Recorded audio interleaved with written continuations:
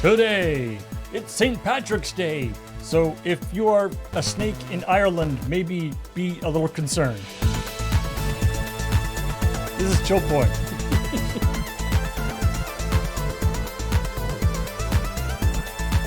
What happens to the snake, Paul?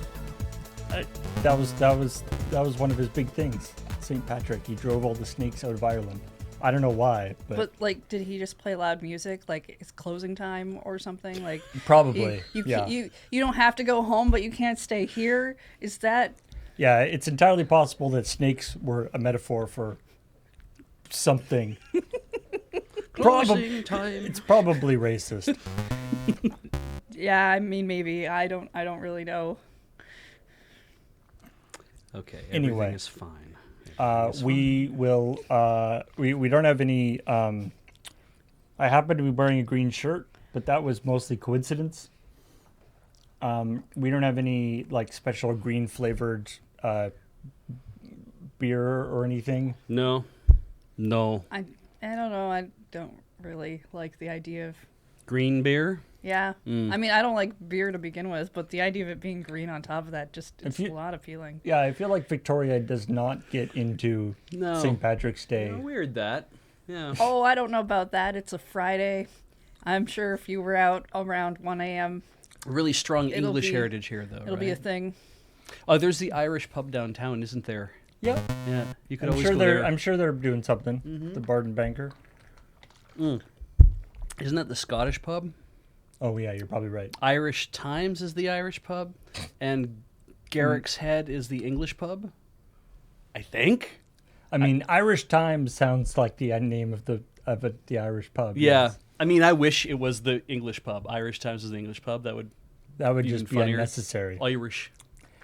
Anyway, I wasn't prepared for beer talk. yeah, let's stop talking. I would have prepared a little bit more if I'd known we were going to do that. Let's stop talking about We're like things the that we are three- very ill-informed about. We're like the three people on Checkpoint or in the Moonbase who just regularly drink tea. And I don't know. Do you drink a lot, Paul? I do not drink a lot of alcohol. No, I feel like we're like the people who don't hardly drink any alcohol compared to everybody else. because it could have been at least drinking green tea. Oh, you know what? That would have been good flavor-wise. Yeah, absolutely. I was about to say, like, wouldn't it be weird if there was green tea? And then I was like, wait a minute, there is green. Green tea is like green tea is a normal thing. Yeah. Yeah. Guys, what if we put green in a bunch of things like tea? If you're not into beer, just enjoy yourself a black and tan on this day. Man, green tea and honey, excellent combination. I don't know if I've tried it with honey. I've done milk. Milk's not bad. I found this place makes green tea bags that have in the tea bag little bits of like crystallized honey. Oh, okay. yeah, That okay. sounds cool. So Yeah. it's like green tea and honey in the tea bag by itself. I was just like mind blown. This is a brilliant idea. We should one day just ditch ChillPoint and all like brew tea and just have a spill the tea kind of chat moment thing. Just the three of us. Get Jared from Dragosock to come over. Yeah. Oh yeah. Yeah. What are we actually here for though?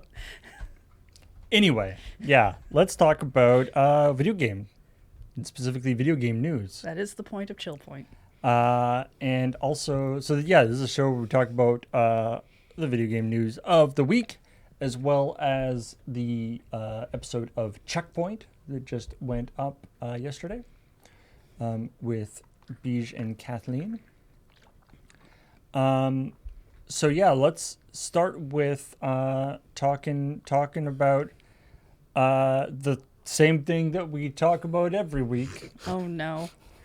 Microsoft buying EA or Activision Blizzard because God. that Oh, right. is the gift that keeps on being there. Yeah. How many things do we have to sign to get you to say okay?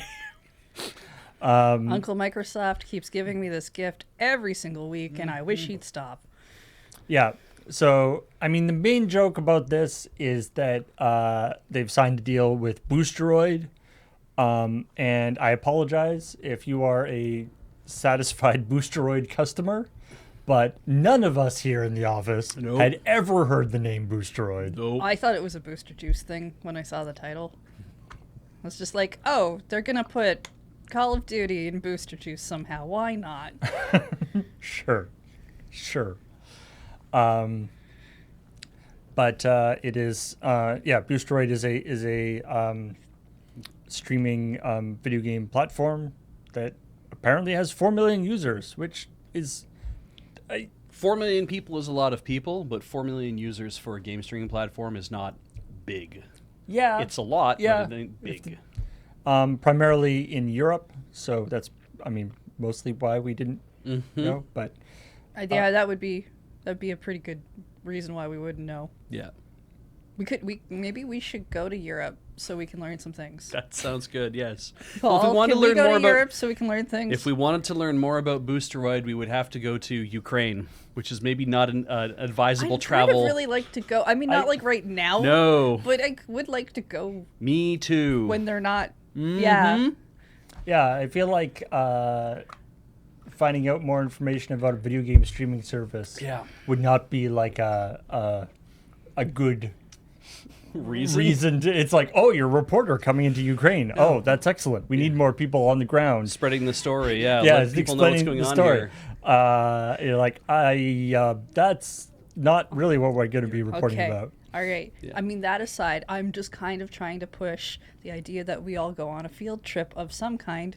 Maybe not to a country that's under attack. You know what, though? Rock Pusher makes a good point. 4 million, maybe that's sustainable. Maybe the thing is having a business that has that many users and being like, yeah, we have 4 million people who do the gaming on this. That system might actually be like something that's like, this can exist, not like Stadia. Well, I mean, it's one of the, like we talk about one of the big things with these game streaming services is proximity to the server. Yes. Right? That's the big kind of unavoidable technical issue. Yeah. And so like if you've got 4 million users, but you've got like 4 servers and there's a clump of 1 million users around each server, that's not, that's pretty good. Yeah. It's just a matter, because if you've got, if your resources are limited, you don't actually want to open your service up to, say, the entirety of the United States. Yes. Because you need a ton of servers to actually, deal with that. So, anyway. There's a lot to be said about network effects, obviously, is that the more people you can attract to a service, though, the more you can build it out, the more you can then negotiate for a better, for more interesting things to show up on your platform, like Call of Duty. Like the fact that Microsoft reached out and said, "Hey, you're a company that has enough people. We'll sign an agreement with you to give you Call of Duty." Well, like, I mean, that might have never happened to them I because feel- they're like, well, we're big enough now that we have attracted Microsoft's attention that they are like, we'll sign the rights over to a game we don't own yet. I honestly, it wouldn't surprise me if Microsoft really just, I don't know, Googled what platforms can we like exist or whatever for streaming that we're not on, so that we can say, hey, look, we're on all these different places. So shut up, we're not a monopoly. Yes. Well, and also, like, to be clear, I just have a hard time believing goodwill from them. Yeah. it's funny. It's funny, like, because they're signing, they signed this agreement with Nintendo, signed this thing with Boosteroid. They don't own Call of Duty. No. Yet. No. But I could, Which is kinda funny. I could make a grievance like this too. You know what? If I own Call of Duty one day, You'll share it with Boosteroid? I'll share it with you, Paul. Just Aw. you and me. I don't have a video game streaming service. I but know, but you'll be able to play. She's already signed this agreement with me that if she buys Legend of Zelda Tears of the Kingdom, that she'll let me play it too. Oh, okay. Yeah. So this is like marriage, Paul. Like, All right. Cool. Yeah. Cool.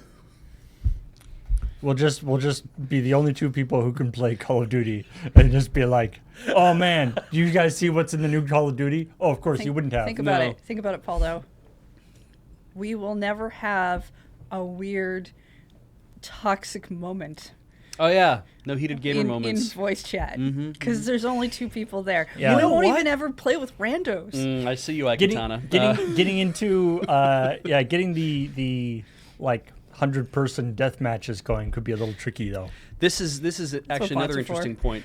There was a looter shooter? No, there's a battle royale shooter that got close. Was it Anthem? Anthem's getting shut down, right? I thought, was it? I don't know. There's so many from that Yeah. one time period that I can't Not remember Apex which one Legends, shut down and but which one here's kept the thing: going. is like, so what if you could just reach out to a company like Anthem did that? get shut down. Yeah. Yeah, so you just reach out to like BioWare and be like, "Can we just buy Anthem off you for like 10 grand? We're not gonna sell it to anybody. We just want to buy it, get our own server set up, and just have. We just really liked it, and we're just gonna let 20 of our buddies. We're just all gonna play it all the time and stream it, and nobody else can come in and play. It's just we're the only, last ones in the world playing Anthem. That would what? be pretty awesome. Like, but like that would be a pretty awesome. Like if you were like a popular streamer, Yeah, you get whatever Ninja or Shroud or or one whoever. of these guys, and yeah, just buys some game.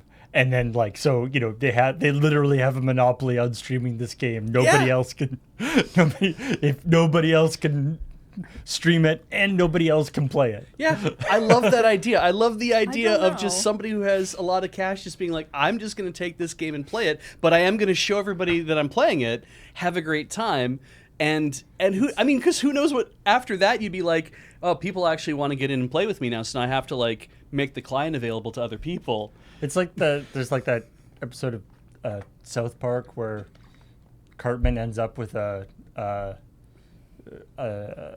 fair, like a like a Like a carnival. Ferris wheel? like a carnival, but it's just his. He's like Oh. he's got this whole fairground that nobody else is allowed in, except then he has to be like, because he doesn't. He's like, this is great. I don't have to wait in any lines. Right. It's the best thing ever. And everyone's like, go get tired of it. And he never. He's like, I'm never getting tired of this. But then he has to like keep adding. He's like, okay, I'll let like 2 people in a day so I can pay for the security guard. Right. Yeah. And then eventually he has to let so many people in that it just becomes a very It's a business. It just becomes a very successful fair again. Yeah.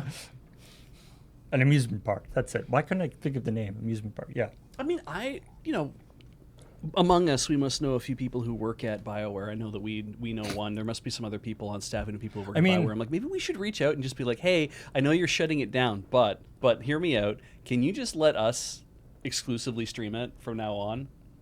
Invite our own buddies and we just play? I mean, hilariously, just because you were saying that almost happened to Among Us. Mm-hmm. Not in the sense of people buying it, but in the sense of that it was basically a done game. Yeah. Like the company that was making it was in the process of moving on to the sequel. Yeah. And then I forget who it was, but some big streamer started streaming it randomly.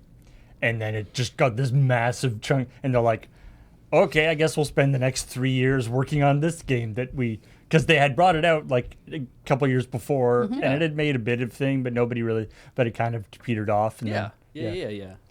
Anyway.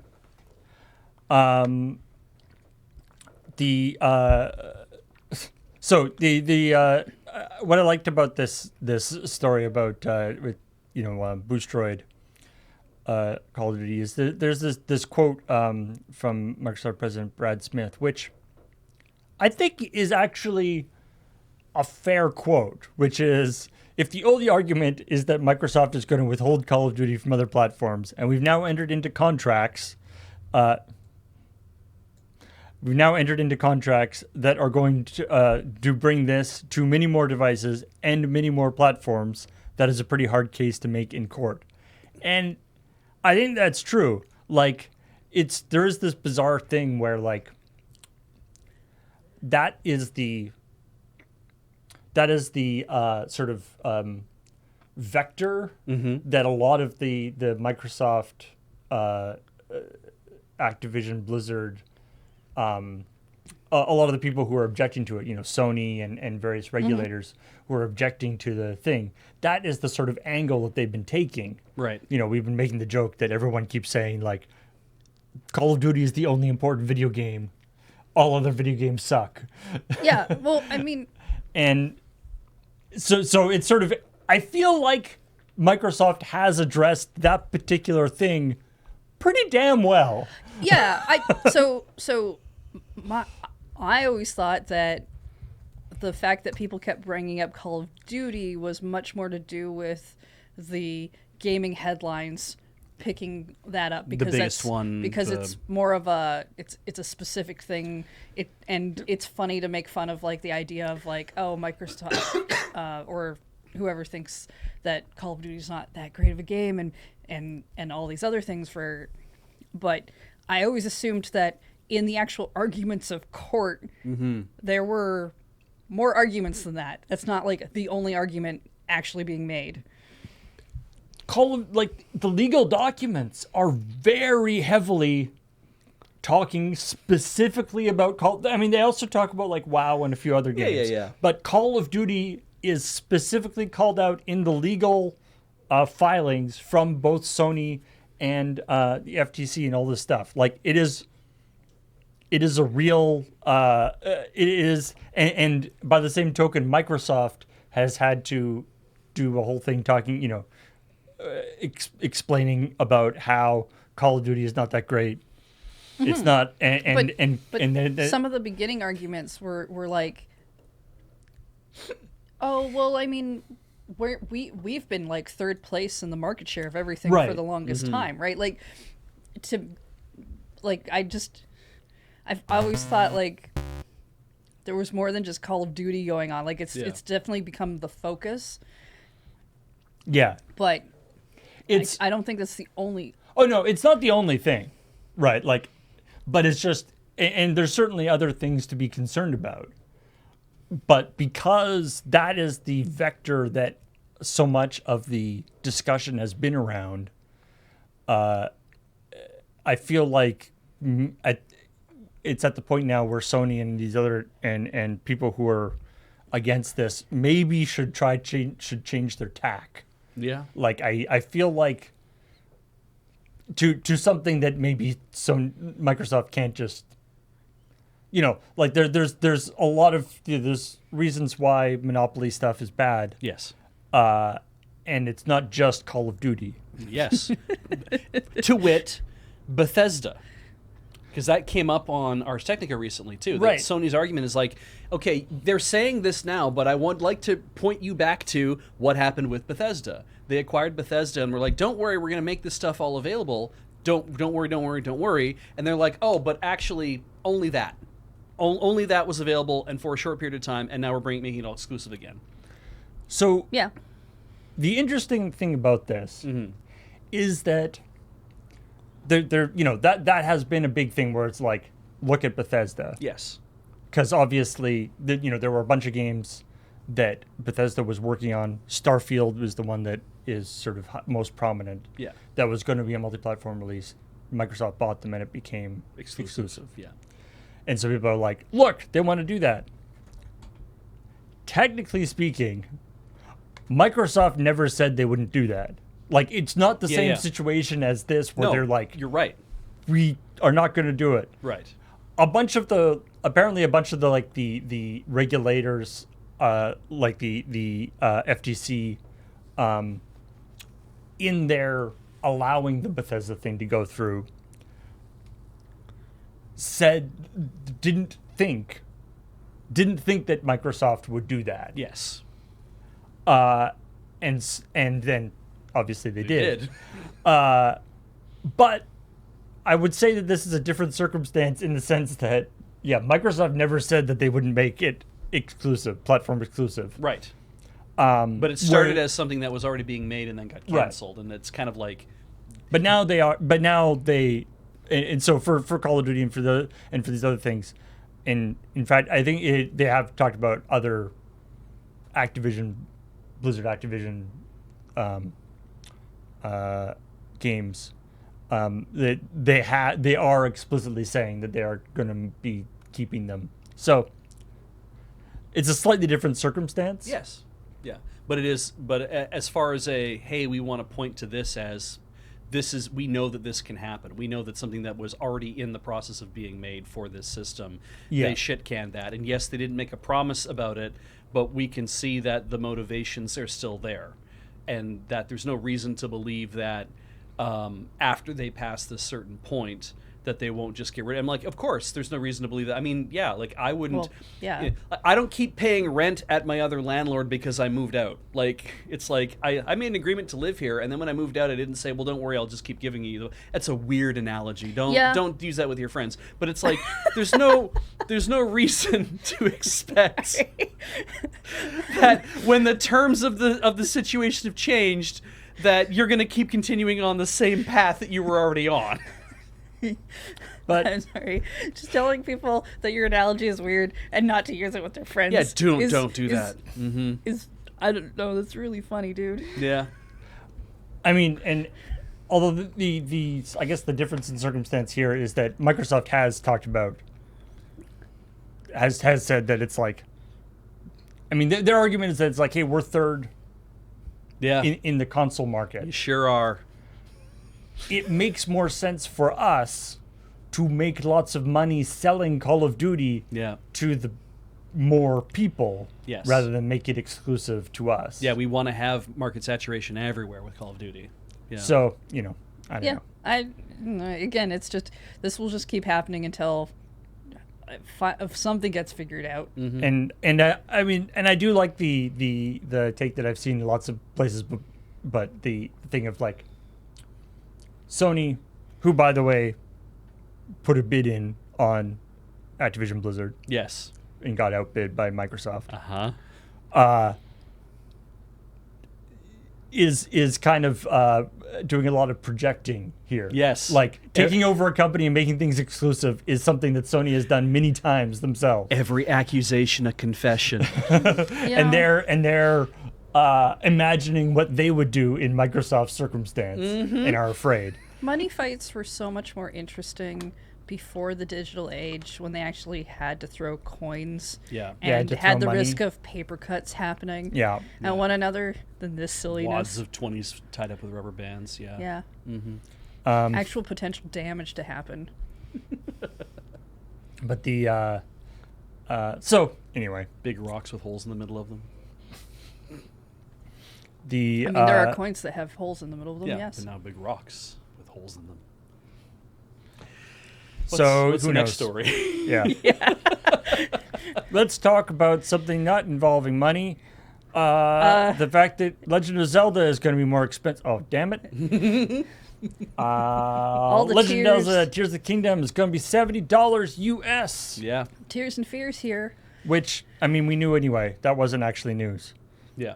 No, I mean, we've known that for a long time. We've known that for at least a couple weeks now. This is just more about the fact that Doug Bowser talked to AP News and reiterated the same reasons, and so it's like, well, time to haul this one into the checkpoint.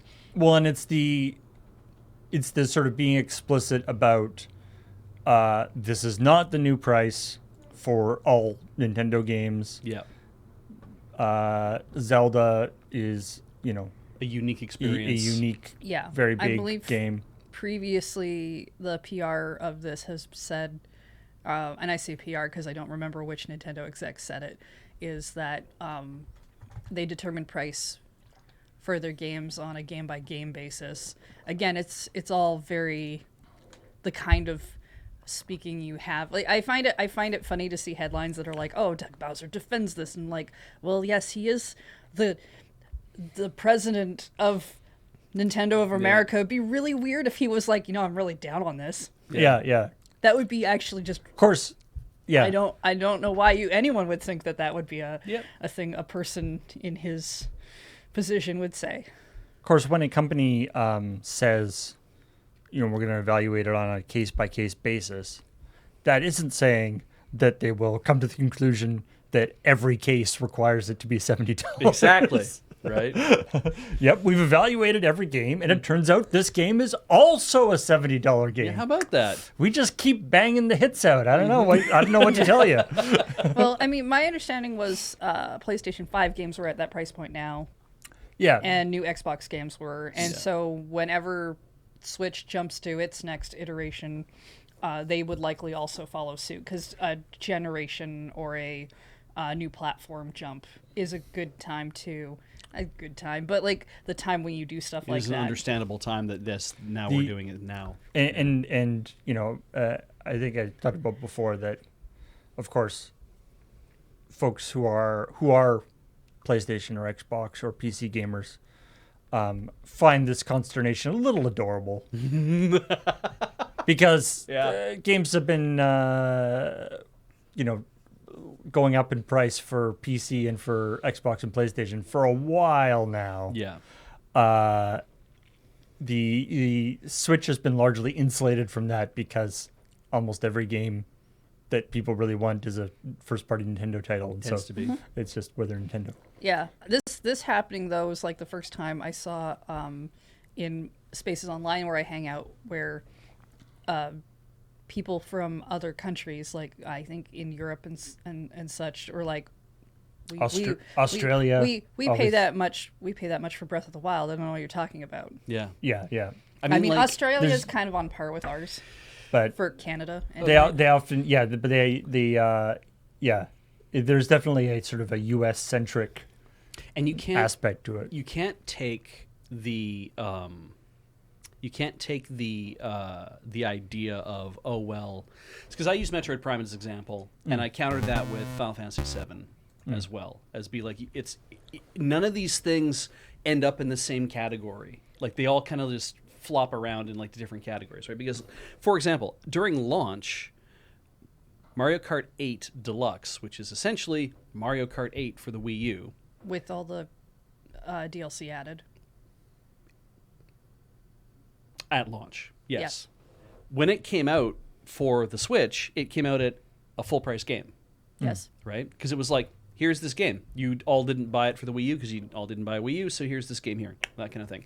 Pikmin 3 Deluxe was a more recent game that came out, but also still a forward port of something that came out on the Wii U. Again, this was how much was this game? I'm pretty sure it was full price. I think it was a full price game as well. That would be $60 US. Yeah, so we're kind of like, okay, but Metroid Prime comes out, a remaster, something that probably took way more effort because of all the extra stuff that had to go into it, of a GameCube game.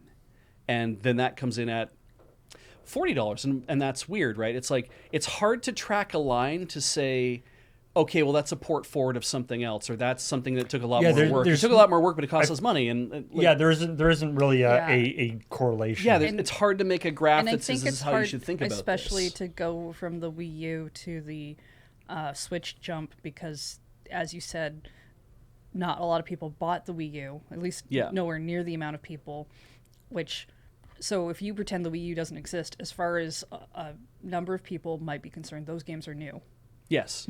And I'm saying that you can't it's hard to make a framework that represents how much you should charge for every game when, as we've just said, the calculus for every single game they're having to do, that Nintendo is having to do to be like, how do we feel about this game? How do we represent the amount of work that went into making it? How do we feel about the penetration of the market we expect it to have? How do we feel about the way that the consumer feels when they look at the game and the price of the game as well? Like, if you see a game that is, when I heard that Metroid Prime Remastered was $40, I was like, I have a hard time squaring that with, this is going to be a quality version of this game, even though that I know that it's like, but it's an update of an old, but it's not, but it's all this other work, but I'm like, man, it's so weird to think that you're taught by seeing it over and over that a high price for a game denotes quality of some sort. Because in the Nintendo sphere, that tends to be true. Yeah, I'm afraid that's been beaten out of us in the PC game world. Exactly. So yeah, it's a weird. Nintendo consumers are weird. We are weird.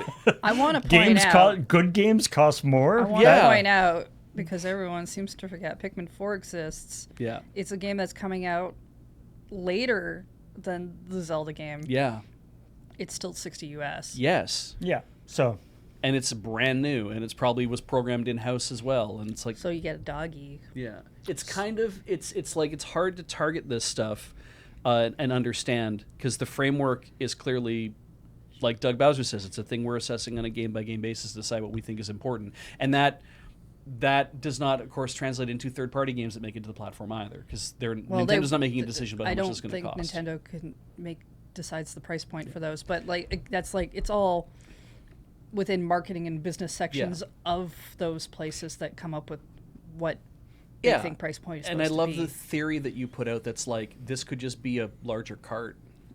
It is a larger cart. The game is like 18.4 gigabytes or something, which in means size, they can't use a 16 so they gigabyte can't use cart. a 16 gigabyte card. Yeah.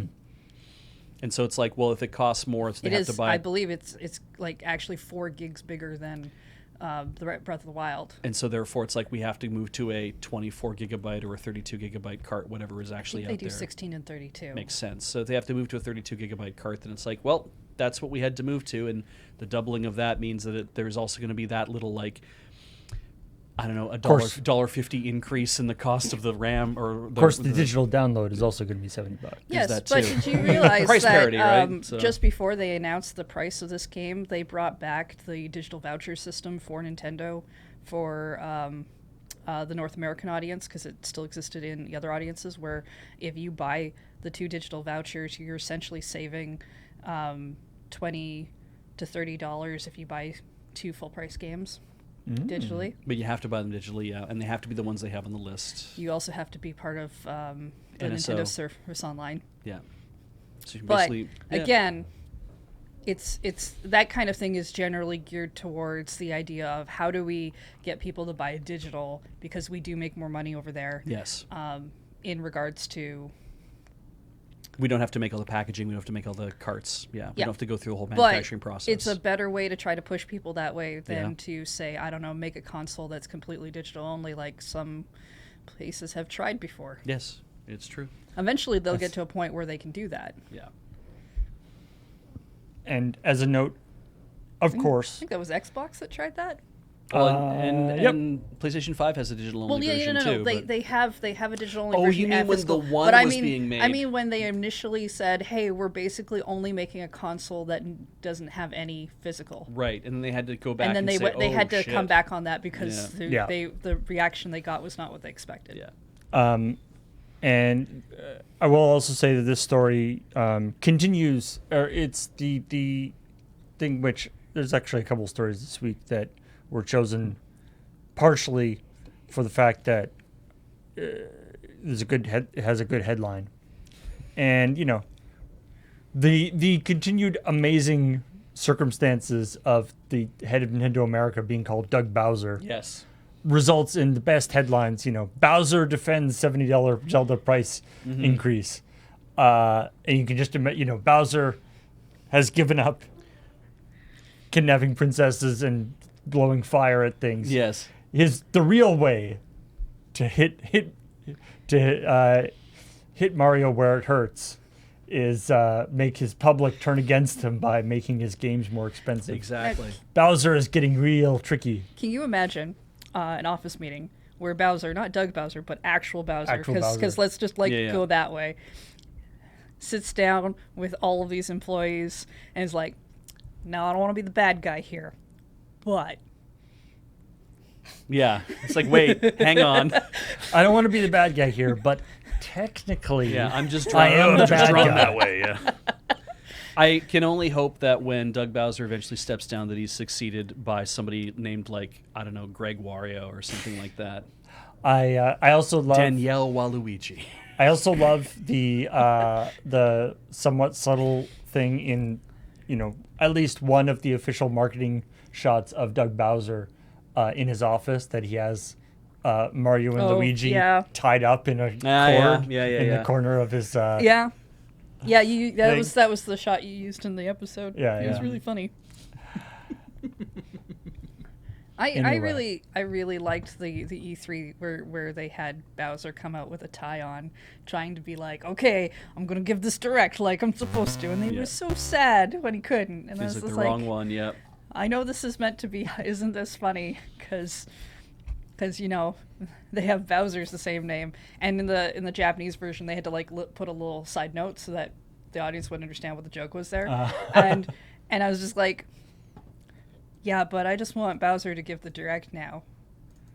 See, Actual Bowser. Yeah, I want actual Bowser to give this direct. I feel like also, now that we're on that tangent, I feel like I hope that in Japan that by now they've understood that, okay, we've melded these two things together. He was known as King Koopa or King of the Koopas in the Japanese game, and he's known as Bowser in the American game. But I hope that by now we've created Bowser, King of the Koopas, as kind of like the amalgamation of that, because we had to accept that her name isn't Princess Toadstool, it's Peach. Well, I mean, didn't they combine it so it's like Peach Toadstool? Yeah, that she's So can't we have Bowser Koopa? Yeah, that's what it should be, right? Of the New England Koopas.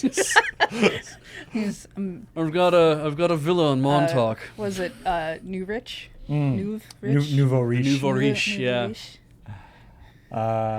I'd love to see him try to go full Edgeworth with like a cravat and like a fancy coat. Oh yeah, absolutely.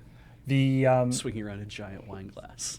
the other small bit to this story was, of course, it ends with Beach going, "Hey, it's a bit of a bummer, but it's not as bad as it could be." And in order for and I decided.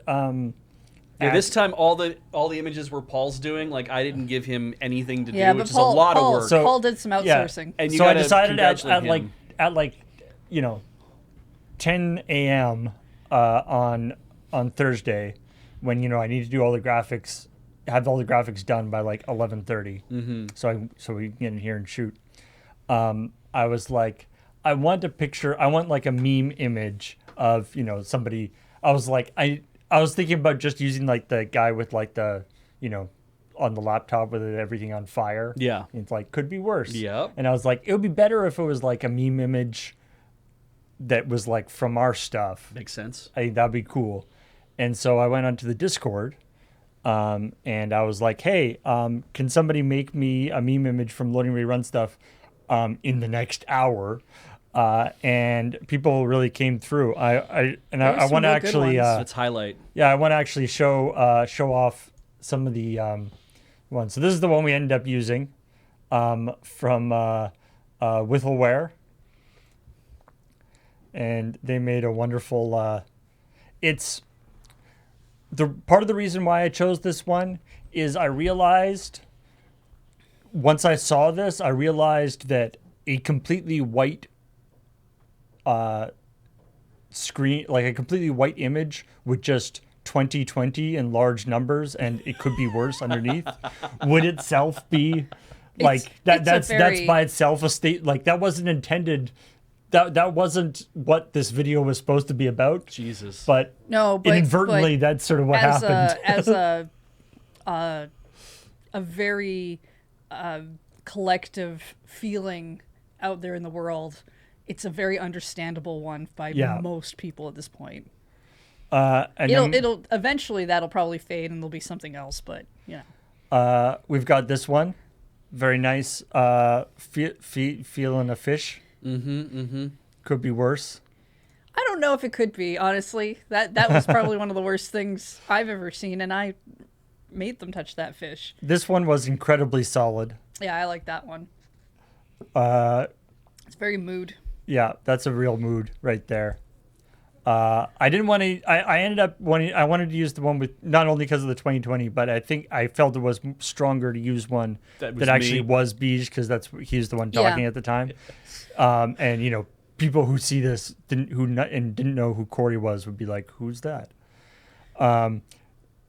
Newt, I love, did this post and was like, okay, I can kind of get that, but then did it in the context, which is Kathleen. Just remember, it could be worse. Yeah, I think the context definitely adds combining to it. the two images together, I like a lot. It's good on its own if you know the context, though.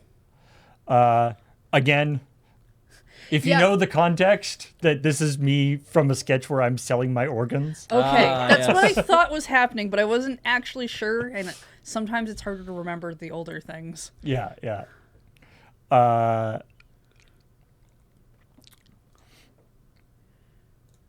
This one Handcuffed to is toilet? just that just makes me that just makes me sad. Is that the one from when James gets stuck in the bathroom? I think so. It just looks like he's has like the flu or something. Oh yeah. Yeah. Of course, I mean, Cameron's generally got some very good reactions for that kind of title. yeah. I did say in the prompt I said not. I didn't want desert bus images because obviously a lot of people involved in desert bus are not in loading ready run, so it'd be a little weird. This one didn't even need to say could be worse because I feel like that's sort of implied. God, that's just a great the flailing. Oh, Yeah. it's good flailing. Yeah, sometimes I have a hard time with GIFs because they typically tend to be sped up, and for some instances I find the speed up really hard to watch because it's too unnatural. But for flailing, Yeah. For flailing flailing, it it's works pretty well. good. Eating a rock could be worse, which ties really good into the thing about that I say about, hey, food should be fucking less expensive. yeah.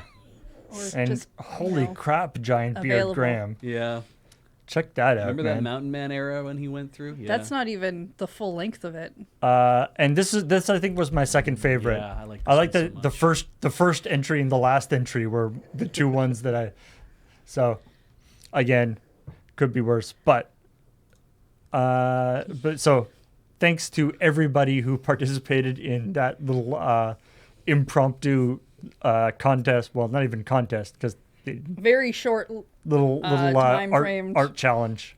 thing. It's always fun to see like what they'll grab first. Yeah. People have come to my aid on multiple occasions for loading especially for ChillPoint, because often I have to, I need a picture of Beige in bed looking afraid. Do we have that? Yeah, And of course And we- we have that. I know. The problem with that one was that we had multiple pictures of Beige in bed, but they were most of them were like dark because it was supposed to be like nighttime. Yeah. Yeah. Yeah, when I used to do the mail time edits, sometimes I would ask chat, "Hey, when did this happen?" Or because sometimes they'll mention like the name of a video or a thing will get mentioned, and like somebody just tell me where that is so I can go find it. And then symbiogenesis Yeah, is still happening. don't know why.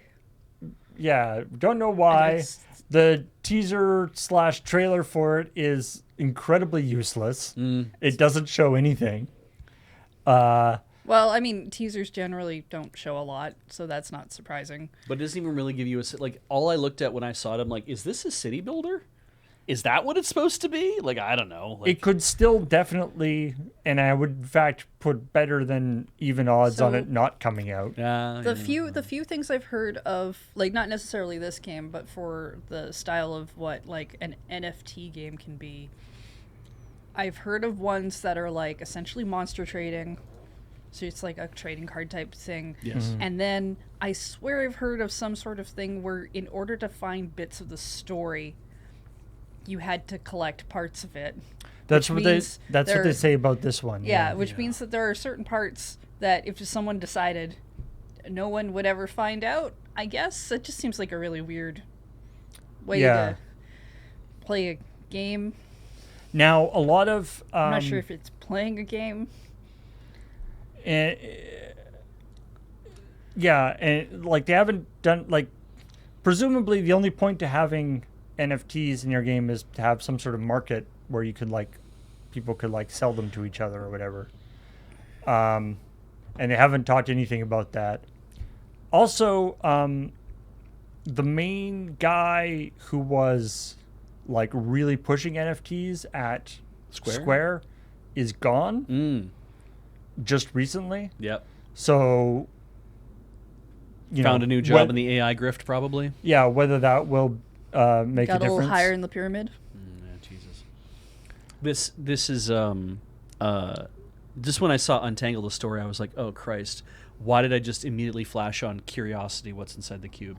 Well, that's the thing. That's actually the thing I've heard a lot of people compare it to. Yeah, that's like you might end up being the only person who ends up finding anything about the story, and it made me feel a little weird because I'm like, I don't play a lot of story-driven games generally, but if the story's good in a game when I'm playing it, then I do appreciate it. But it's an odd feeling to all of a sudden feel like watching that or just seeing that untangle the story. I felt like there's a very good chance that I might not actually ever be able to figure out what the hell was going on. And I have flashes of that with Hollow Knight.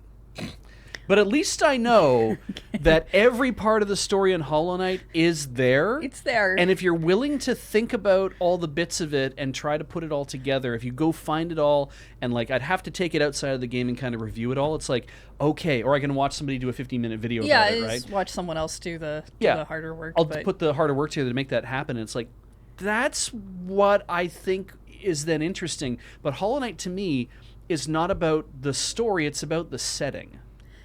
Right? The action can be from all sorts of different games. I'm like, the setting is what's really interesting about Hollow Knight, because the different things that kind of ebb and flow. And I'm like, this had better have a good fucking gameplay loop and a killer setting, because if the story is what's actually supposed to drag you to play the entire game and to do the rest of the stuff in there, I don't know if that would be enough to kind of, because story is like a large thing and the gameplay loop is the thing that keeps you like actually coming back.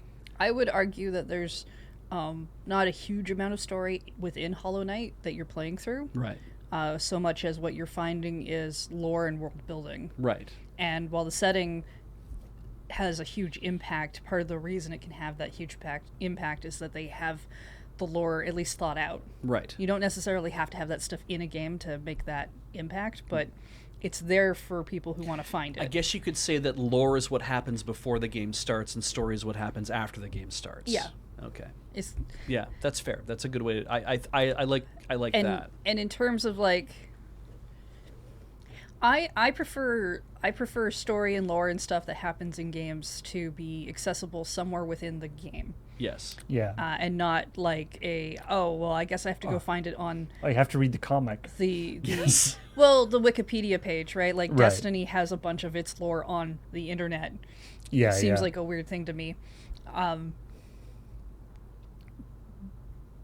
Now, if you make all of your gaming about NFTs and all your story is built into the NFTs, as far as I'm concerned, at that point,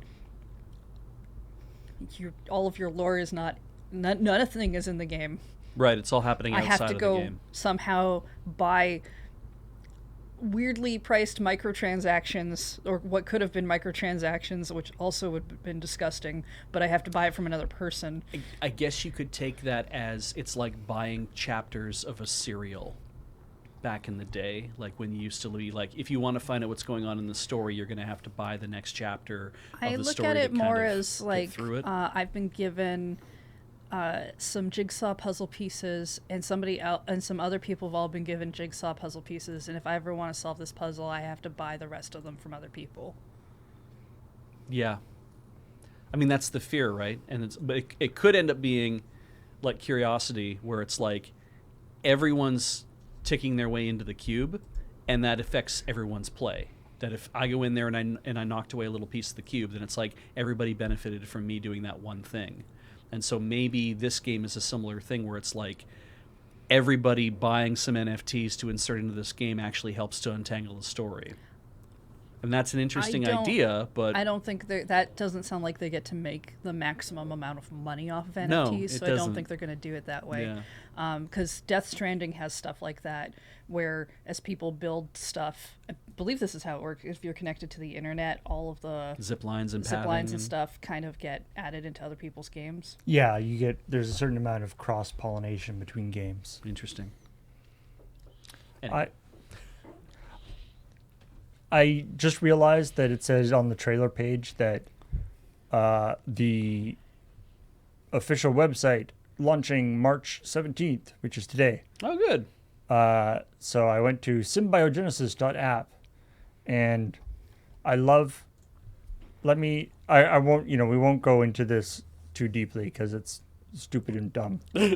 But I love, like, how many games have you played where the about page for the game is like, here's the story, here's all these different section headings for Wait. about this game. It's like, this is so complicated already. Holy This just shit. launched.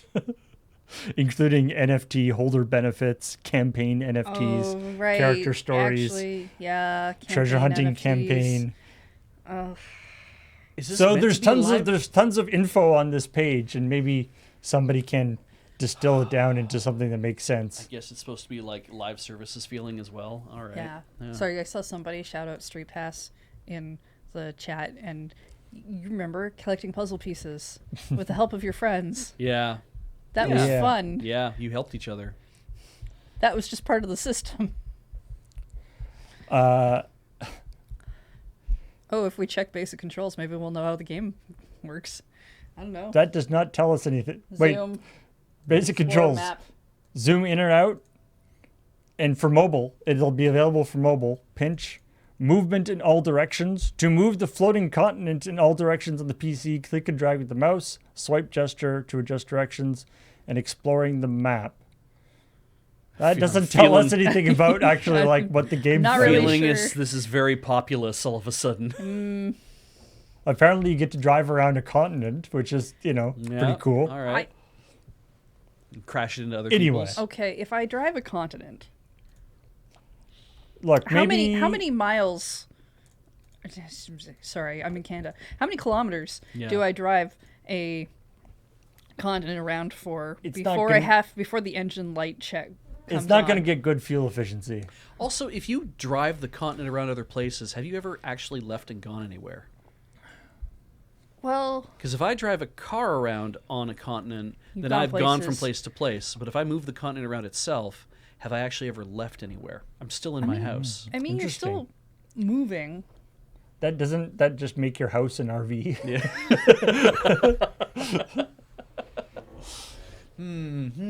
Anyway, maybe it's. I feel like if Symbiogenesis actually does ever come out, or at least gets close to coming out, we might be able to do a funny checkpoint story about what the game actually is.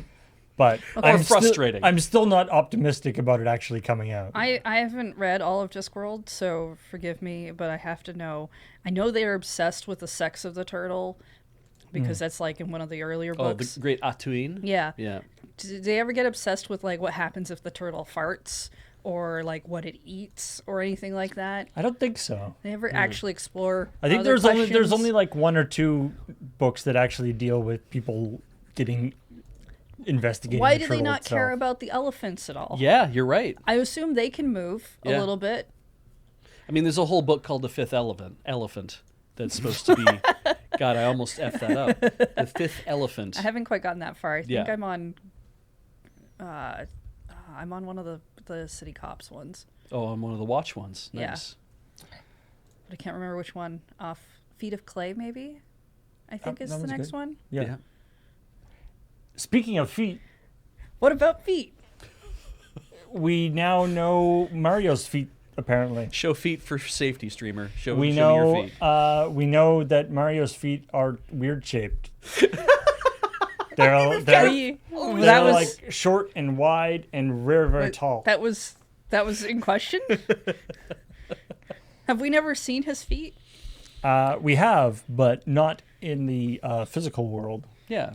Odyssey, I I would- think I- he was I would- in bathing shorts. I would wasn't he? argue we were seeing his shoes in the physical world. That's true. That's true. Maybe his feet. I mean, presumably these are like handcrafted shoes. Presumably they're made to his exact Yeah. specifications. I Yeah. think it's really sad that Nintendo stole his only pair of shoes and then stuck them on display. It's true. Seems mean. Yeah, you're walking around barefoot now. Like, That's not cool. Is this gonna be a thing where like did Reggie leave Nintendo just before they would have asked him for his shoes? Is that gonna become a trend? What surprised me the most about Red Wing Shoes, the fact that Red Wing Shoes made these boots, I was like, that tracks. right? They're known for making good boots. Yeah, that's Swank. Yeah. It could have been them. It could have been Viberg. It being wider must have made it easier to make. Well, I wonder, right? Because it's like if you're used to making footwear in a certain way, following a certain everyone saw the last, right? The model of what the boot is going to end up looking like. Basically, you get used to a shoe having certain dimensions and like everything kind of coming off a certain way, and it's like, no, we have to make it this way. I've seen sewing machines for shoes, and they have to be like really long and thin to get in there most of the time. And this one doesn't quite seem like it's very bulbous, and it's very cartoony. And I'm sure to them it was an interesting project. And now this was also a direct tie-in to the Mario movie. Yes. So this is specifically the Mario in the Mario movie shoes. Yeah. Which is, a slightly different interpretation of Mario than in some of the video games. For one, you can see stitching. What disappointed me is that the leather looks like shit. Like, I looked at it and I was like, I feel like you guys picked this leather because it was the most honest rendering of what it will look like in the movie. That it's going to be very uniform color. It's not going to be they wanted it to be a little bit like it has to be almost like a little uncanny valley. Yeah. It looks like they pulled them right out of the film and they put them down, and I was just like, man, this leather just looks like there's no dimension to it. There's barely any grain. It looks like they're sewing plastic, and I was just like, this looks so disappointing. Like this could have been amazing, like really nicely burnished and shiny, but that's not what you want, because then they don't look like Mario's boots anymore. Maybe they look better in person. Maybe. I watched the Mario movie direct when they were like, oh, this is the final trailer that's coming, and I thought it was really funny because whoever was talking was like, oh, and for those of you fans in the United States, you can go see Mario shoes in New York. Because we have those for some reason. And I'm like, I don't know if everybody is going to be able to... Got Mario's work shirt hanging up in Tokyo somewhere. I mean, sure, it's a cool thing to do. Like, if you're going to have a movie Absolutely. and have a thing to show off at, like, one of your stores. But they weren't like, oh, yeah, we're putting these up in Japan, too. Yeah. I guess everybody's got a Mario hat. It's not iconic enough. It's true. Or it's too. I should say it's too iconic. Yeah. In the sense that it's already used. Yeah. Everyone's just got a Mario hat lying around. There's a company recently that has been making, I think it's Mischief actually, that's been working with other shoe manufacturers to do this.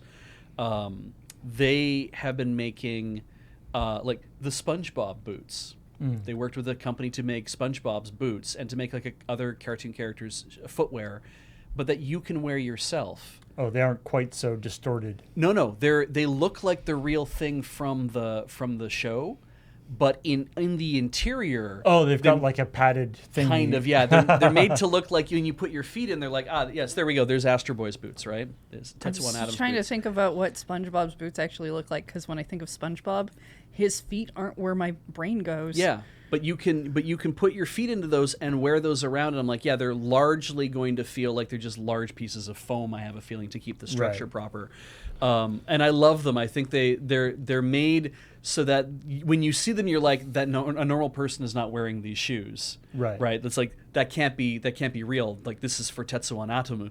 And it's like, but you see a real person wearing them, you're like, no, they're actually perfectly sized and proportionally that they look correct on a person, despite the fact they look so stupid. They're great. I believe they've made some Sonic. Oh yeah. Sonic shoe, and I feel like Sonic actually they have made actual sneakers. just like sneakers that are in the right colors. Yeah. That just work as sneakers. I mean, as far as clothing that Sonic has worn, it's mostly been shoes. Yeah. And then in Sonic Like Boom, a they gave scarf. him like a little kerchief, yeah. which I quite like. I Yeah. think giving him like a scarf or something really lends to some definition for him. And I feel like the Mario boots in this case is like, you could. It's like when you put on shoes when you're like, your parents like, you'll grow into those, right? That they just like stuff a little paper down the front of the bundle some paper and stuff it down the front to fill out the toe box. You'll grow into these in about 2 years. And it's like, great. I guess that's what I'll do. Oh, these dress shoes are too big. It's like, doesn't matter. Just put some paper down the front. You need a lot of goddamn paper. You would to need fit a lot of Mario's. stuffing for these shoes. Yes. But I think that'd be really interesting if they did that. If they took them and were like, let's put them on somebody's feet. Now let's kind of fill it in with. Maybe instead of paper, maybe some sort of foam. Or like, Insert something a little more comfortable. Like wool or something. at that point, then there's like wool allergies, and wool is Yeah. actually very And- warm, and I don't know if I'd want that in there. I don't mean like tightly packed, but I mean like looser packed, kind of like, you know, like. And they would be like all weirdly out of proportion. Yes, they would. because they're sort of in proportion to like a 4 foot tall cartoon guy. Homunculus, as I had pointed out. Yeah. Did you play Odyssey at all, Paul? No.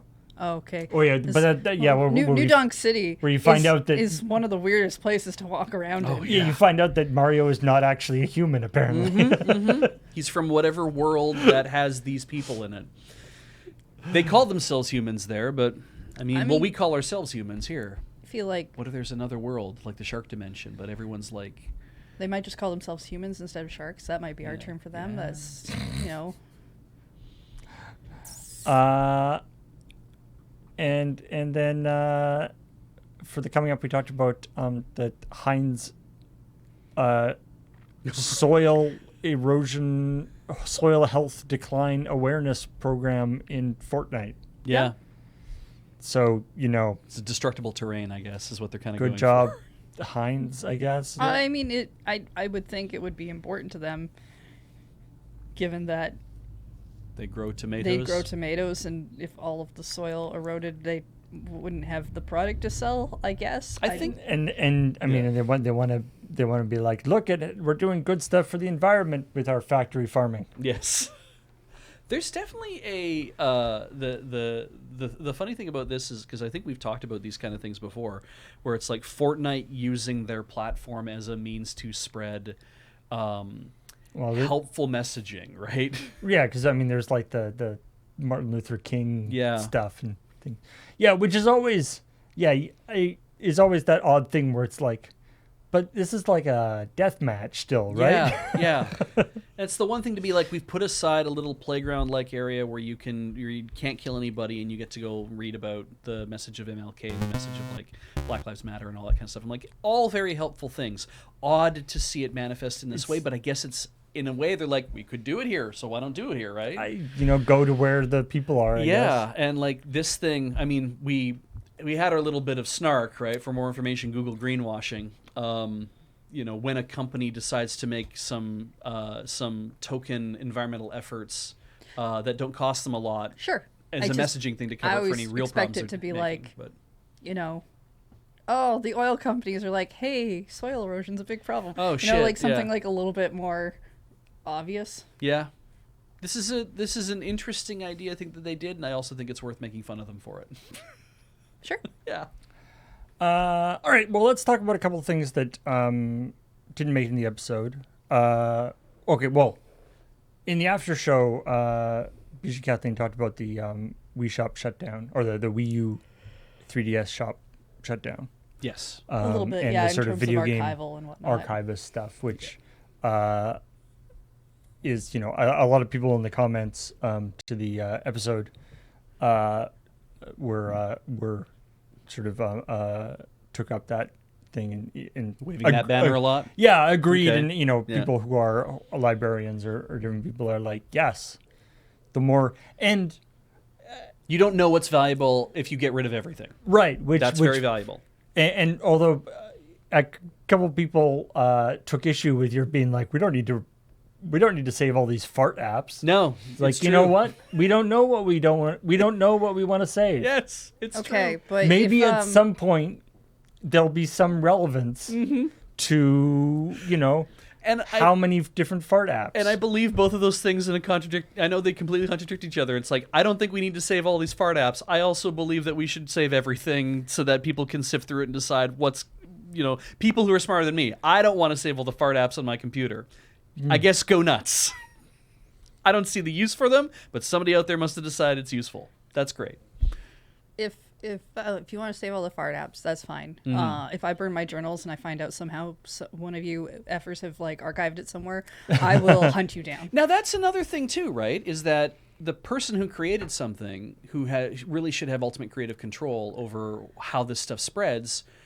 I think in that way, if there was a company out there who's like, you know what, I actually don't give a shit if you save my old little game that I made. I'm making much better games now, and I don't care if you have the Nintendo 3DS version of this one game get saved. it's available on another platform, or I can do whatever with, or I don't want anyone to have it. Those kind of ideas. It's like, I guess they maybe have a right to do that. I can see the argument. I'm sure it's not coming up that much. If that thing was available to the public at some point, You've essentially lost control. You've kind of lost control over whether or not it gets archived. Especially when you've said, Yeah, I that's want to fair. do that in the first place. Yeah. Whereas, like, what the jab I made with journal entries is like, well, that's a personal thing that I didn't exactly put out anywhere. At the same time, though, if I have like a live journal on the internet, Yeah.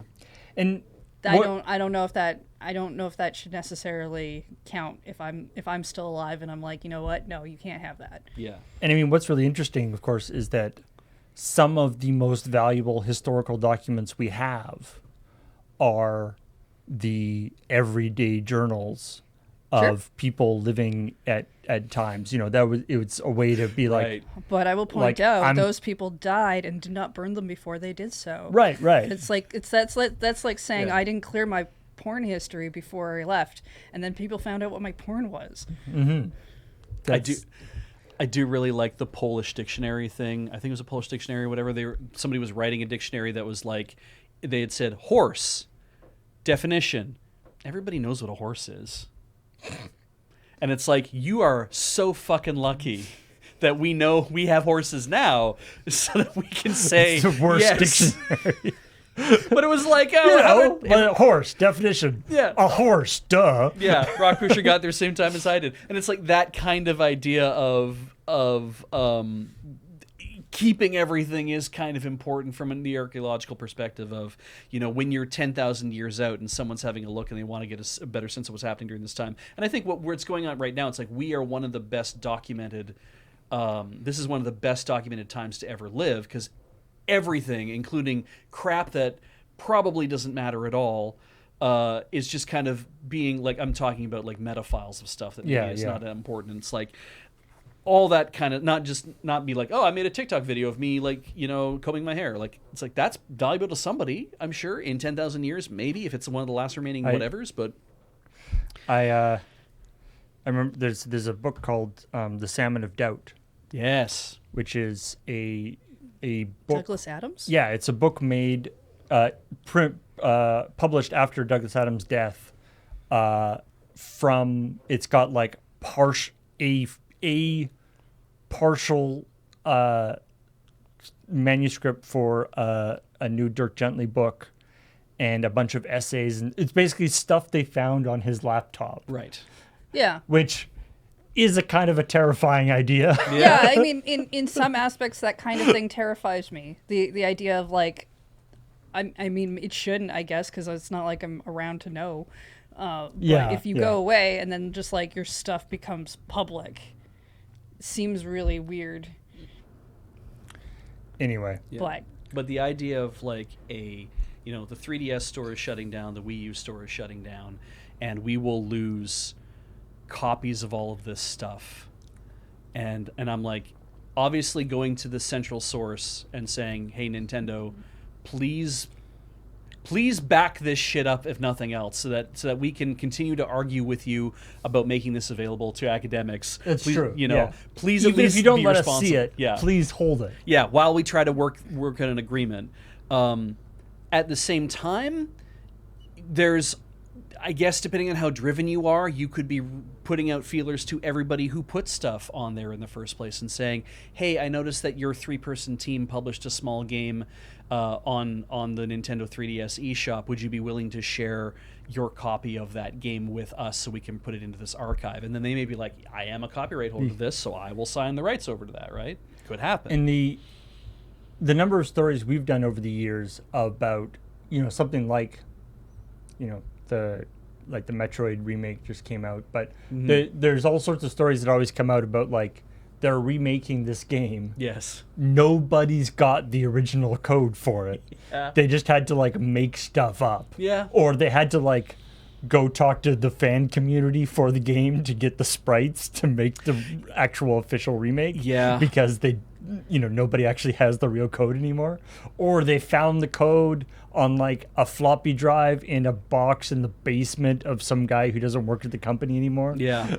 Yeah. But like, Archival kind of states that it's like we keep everything because you don't know what might become important at what time, right? Right. If that's this kind of central idea of like everything could be important. That's also the mentality of a person who hoards things in their house. Yep. And not to say that that's like a bad thing. Those are well, okay. There's a balance bad, there. But you as a person who's like, oh, I've made a bunch of stuff. I don't think this stuff is important, so I haven't like kept backups of it, and then it becomes important later.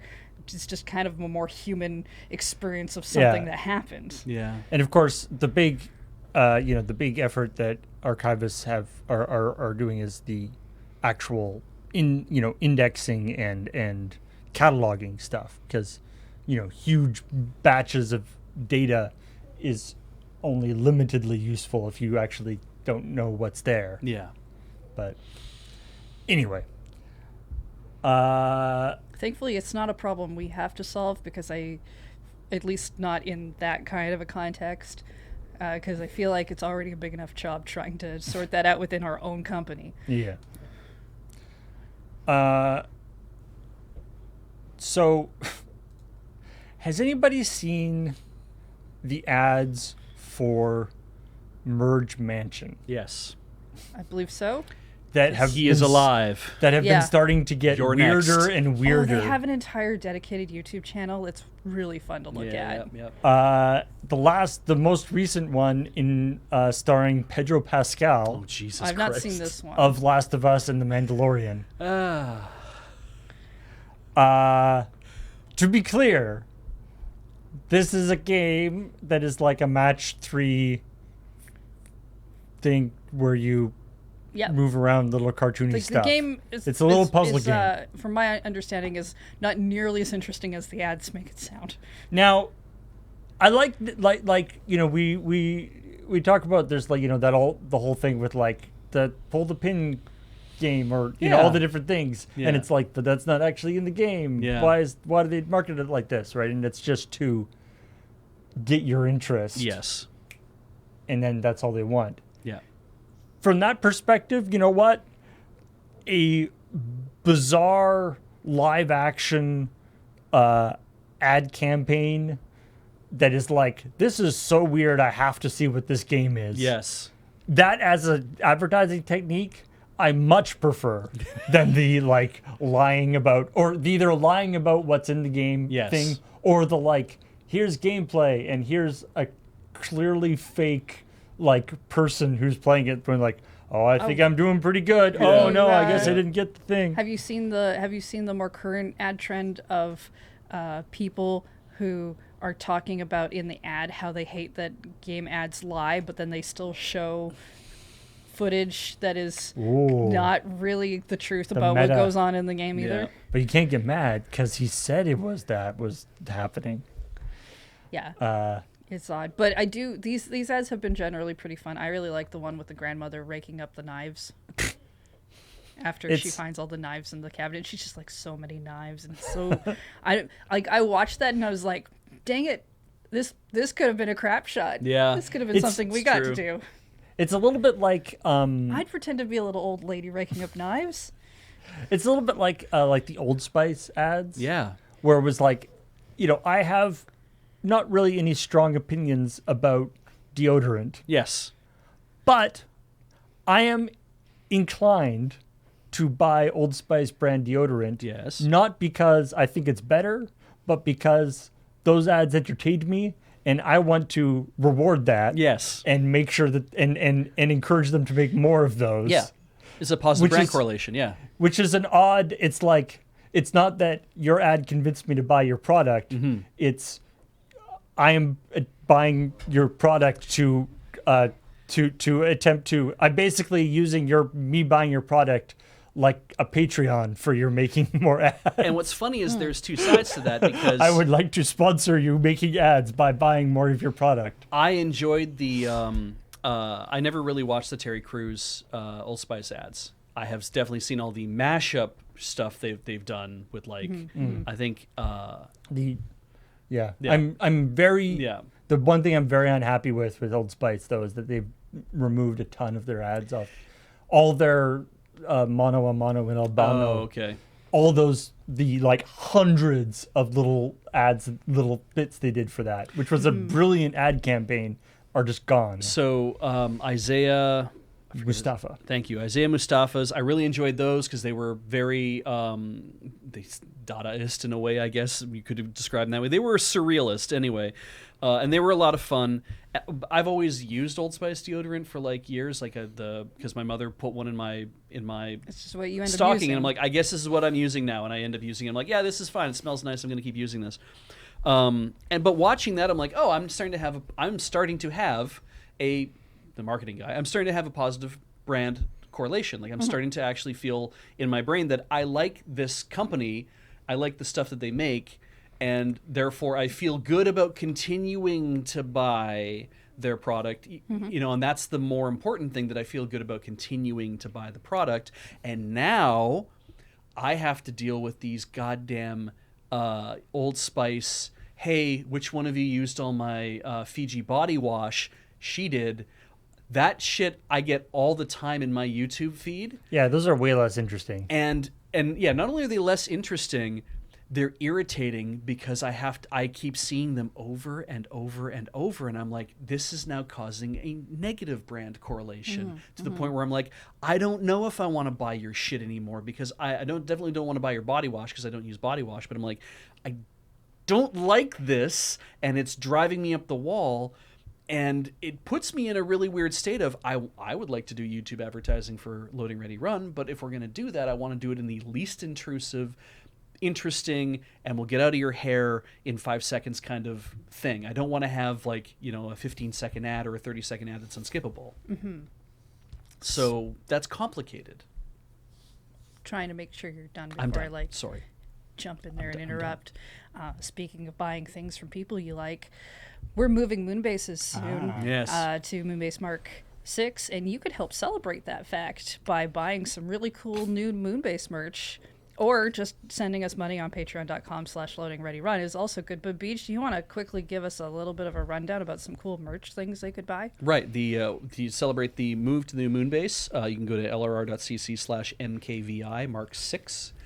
Is what that is short for. You can just go to the store and you'll find the stuff as well. It's the Welcome Aboard package, because we want you to celebrate the launch of Moonbase Mark 6 like you are coming to the Moonbase yourself, which you are not going to be able to do. So do not think that that's going to be happening. But we have the Moonbase Welcome Aboard, the Mark 6 pin for Penny Arcade. That's on there. We have the Moonbase 20th Century Travel poster. Very cool looking poster. And the Moonbase mission patches, celebrating some of the stuff that we have done and we continue to try to do, including ChillPoint. All the artwork for that is done by Featherweight. Thank you, Featherweight, for doing the artwork for that.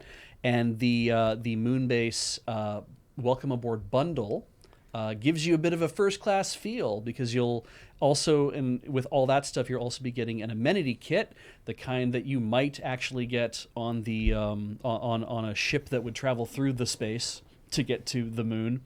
It's going to have some fun stuff in it. It's if you're not familiar with first class amenity kits, you can go see what other companies do for their first class travels. And also, they all are supposed to be coming with individually numbered tickets. God willing, I can find a place that can print individually numbered tickets as well. Again, not a real ticket. Just like a fun... But a thing to say, I am going on this trip. I'm going to be part of this journey. I was a part of making this happen. And some of the stuff that's in that amenity kit, you might want to take with you to a convention. Yeah. And Actually might be really a nice thing to do. I would definitely say that all of this stuff is limited edition. It's pre-order right now. Pre-order ends on April the 9th, which is just after the upcoming PPR. And it's all limited edition, which means we'll be making what we're going to be making based on what you guys are pre-ordering. And I don't expect to be selling this stuff throughout the rest of the year. We're doing a thing now. We'll make as many as we're going to make. If there happen to be extras left over because people are like, oh, wait, I'm going to cancel my order, then I guess there might be a few extras left. We'll see what happens. If you really, really want it, you kind of got to get in on it now. Yeah. Get in on it while you can, rather than waiting and hoping. The chances of us moving to Moonbase 6 again are very small. Absolutely. Yeah. All right. A couple other stories here, quickly. Does anybody play Temtem? I did not. That's I've the heard a lot of Pokemon-ish. it. It's a Pokemon MMO, I think. Yeah. Yeah. Pokemon-like yes. MMO. Sorry, because it's not actually Pokemon. Yeah. But what I found really interesting about this, so there's a new update for it. The Season 3 update, Clash of the Tamers. They're tamers instead of whatever. Trainers? Trainers, yeah. What's neat about this is, because this is, I guess, not a more indie thing, but like it doesn't have the monolith that is Pokemon to sort of the history that is Pokemon. Yeah. They have they're sort of a lot more sort of nimble about what they can do. For one thing, as somebody who has been playing some of Scarlet and Violet, it looks really nice. Yeah. Better than Scarlet and Violet, which I tell you is not actually saying much, but there it is. But they can be a lot more nimble in terms of stuff to add. So, for instance, official Nuzlocke mode. Yes. Yeah, makes sense. If you which does stuff, any Tems that faint during your adventure will be released after the battle. Not dead, they just faint Run and get off. released. Well, because it Okay. probably works within the gaming system rather than having them be dead and having to like deal with that. You only get to catch the first 2 Tems you see per route, Oh. which is another one of the Nuzlocke. That's a things. little nicer version of that. Gives And- you a little bit of choice though, because a lot of people within their Nuzlocks will be like, if you've caught that Pokemon before, you don't have to count that one in the route, just so that you don't end up with like a team of like 6 Pidgeys, Right, which right. I think is kind of what happened to me. They're also adding a random lock mode. So this is basically like, one of those like randomizer mods for video game, but it's actually an official part of the game. Like they actually just put it in. Temtem so the Temtems, the techniques, items gathered, NPC squads, encounters, everything is totally randomized. Cool. Which is, I don't know, I feel like I don't think I've heard of any other game building a like randomizer mod like officially into the game. It's That more, just completely changes definitely more of an indie style thing, isn't Yeah. it? Yeah. I thought you could in like Bloodstained or something like that. Yes. That kind of You're right. Those kinds of games generally have like a randomizer. That's correct. They that's did it as a within DLC them. add-on. Yeah, I remember that. But randomized emulated Pokemon games are really hot for streaming. Right, yeah, specifically, yeah. So I'm not surprised that they would want to pull that into theirs. There's that Super Metroid Link to the Past crossover randomizer thing, which is crazy as hell. Yeah, that I like the idea of, but I don't think I could play. I think that'd be too much for me. It fair. And they're also putting a speedrun mode in.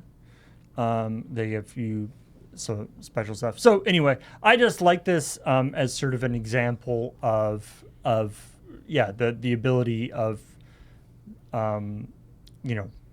companies to sort of move with a little bit more agility than say the Pokemon company has a Right. lot of inertia when it ever tries to do anything. Yeah, I mean, Pokemon's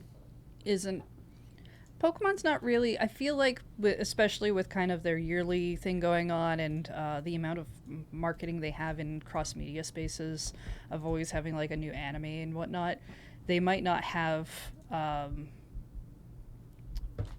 like if they wanted to do things like that, they would have to put it in a specific game and then let it go. I don't think they have the flexibility to really constantly add updates to older games. I think it would be interesting if, because we have a Let's Go Pikachu and Let's Go Eevee, right? Yes. I think it'd be interesting if they, let's just say Heart Gold and Soul Silver get an update for whatever reason. Would like that, yeah. Yes. So, and what if there was what if the drive within the company was like, okay, we're gonna make a Let's Go version of those kind of that thing. We're gonna do an updated version of this. We're gonna do it like this and do it like that. and we're going to, or pick whatever one's kind of the most competitive in the meta, and be like, and we're going to integrate these modes into that game, and we're going to treat it like it is a spin-off game, like it's a reimagination of a classic, and it's treated like a spin-off, like the way Legends is treated, right? That it's like, we're going to do it this different way.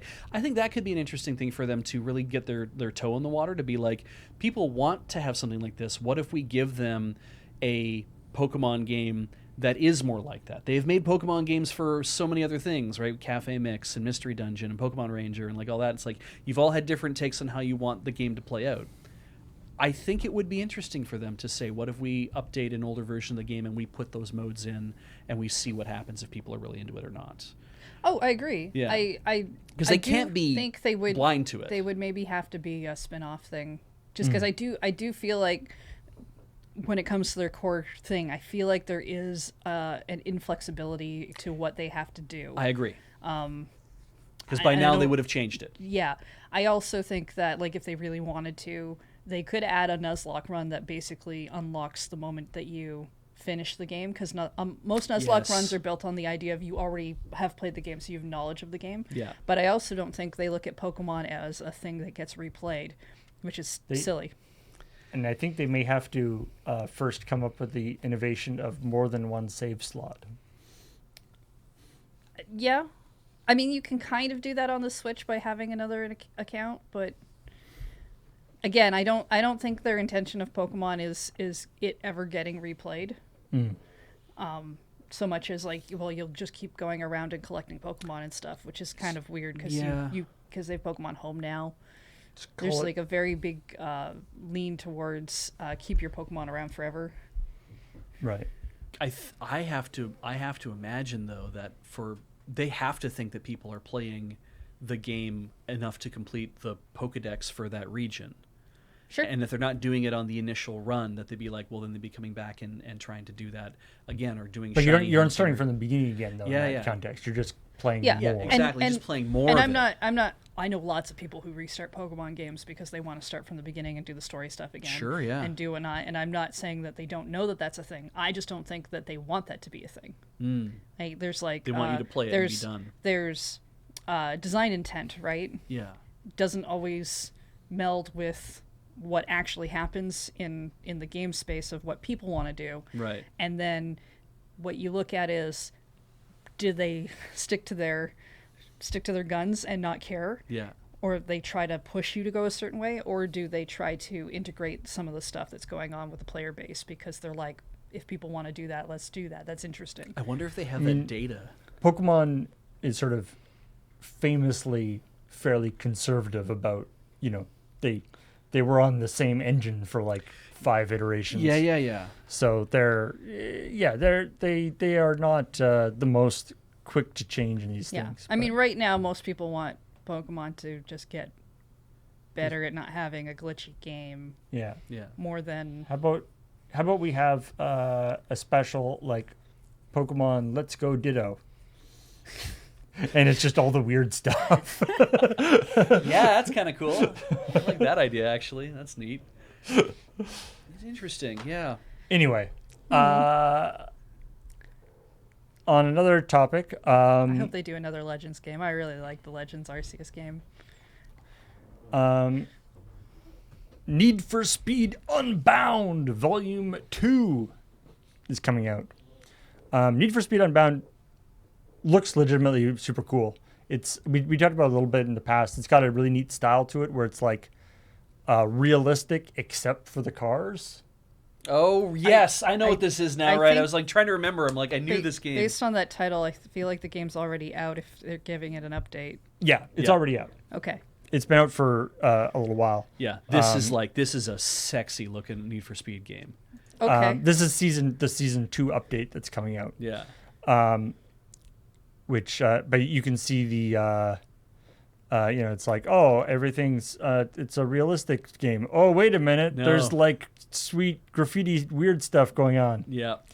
And you get like, chased by the cops and different, like it's sort of an open world thing. Yeah, they really kind of lean into we want this to feel like arcade mode all the time.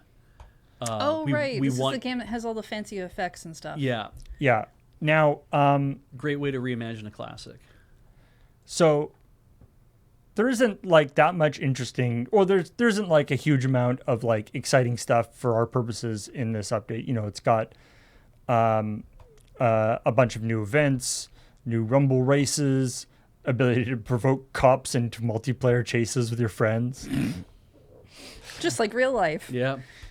Yeah, this Maybe game we don't do that in real also life. the trailers for this game also very nicely illustrate why, unlike in this game or say the GTA games or whatever, cops don't actually like, at least in Canada, I know. Yeah. Cops don't actually do high speed car chases. No. It's actually because and this game really accurately shows why, because it's incredibly dangerous. Yes. You heighten the danger to everybody who's around them. And it's Jesus. way easier to just take the person's license plate number down and go pick them up when they. Yeah. When they stop speeding. Anyway, but the main reason why I marked this as a story is now I haven't played this game, and so when I was reading about the new features, I just saw this. This update also adds an option to purchase the marked locations of all 100 bears, 80 street arts, 80 billboards, and 160 activities on your map for $5. Oh. Oh, it's an unlock thing. Okay. Yeah. Why are there 100 bears that you need to know the location of in Need for Look, Speed?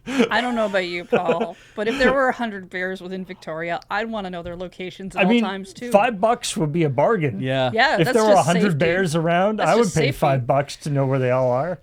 Yeah. Don't narc on the bears, guys. Don't buy the $5 bundle. I mean, how else am I going to be able to play Magic if I don't have 100 bears? That's Isn't true. that just a commander deck? Yeah. Yeah. Yep. 100 bears? It's a good No tribal. lands? Yep. No lands. 100 bears. 100 bears.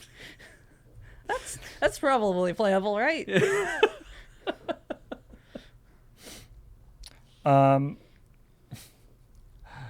right. Stalker 2. Well, the team that is making Stalker 2. This is the prop. This is a new Stalker game. Yes. Okay. Thank you. So GSC Game World, Yes. who are the people who are making Stalker 2, Heart of Chernobyl. They're a Ukraine-based developer. Yeah. Obviously, Near and dear to my heart. things have been having trouble with the development. Yeah. I don't think anybody is going to fault them for pushing back the release date a little bit. Yeah. But so they've been hacked Oh no. by apparently a Russian hacker no system. shit. Cool. User on Russian social media network VK has taken responsibility for the breach and is threatening to release art story details for the upcoming game unless demands are met. Now, obviously, that sucks for them, and Yeah. there's, there is this sort of larger thing of like Russian cyber terrorism as one of the prongs of the war, and there's this whole question. Yes. What I found interesting about this is they're like, we're going to leak all your stuff if our demands aren't met. And they say they have access to some 30 gigabytes of information, including concept art, environmental art, a lot of stuff. The demands, though, this is not a ransom thing. Okay. What is What it? do they want to What see I in found the game? fascinating about this is the demands were a softening of the company's attitude towards Russian and Belarusian fans, unbanning of a specific account in the game's official Discord channel, a Russian localization for the game,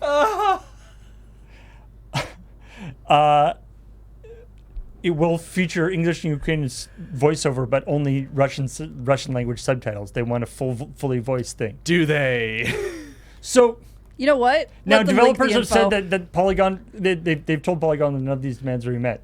But the fact that these demands are like from somebody who is clearly a huge fan of the game Yeah. and wants it to be able to, to be more accessible, like as opposed to like pay us $1,000 or $100,000 or whatever. Yeah. Like, obviously, hacking a company is something that you should never do, but it's slightly endearing in the sense that they're like, make this game better for Russian citizens, as opposed to like we want to destroy your life. Yeah. It's like we want this game to be more fun for us, which That would be, well, I mean, if you could like extract all the history between Russia and Ukraine out of it, sure, but obviously, but like they don't want them to, denounce the war or whatever. They're not that like it's one.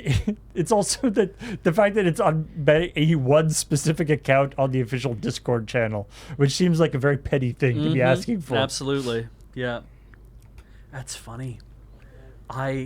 God. It strikes me as somebody who, or a group who are fans of the game, or at least players of the game, and are attempting to do something nefarious, which is bad. Yeah. As opposed to people who are attempting to further the Russian war effort. Yes.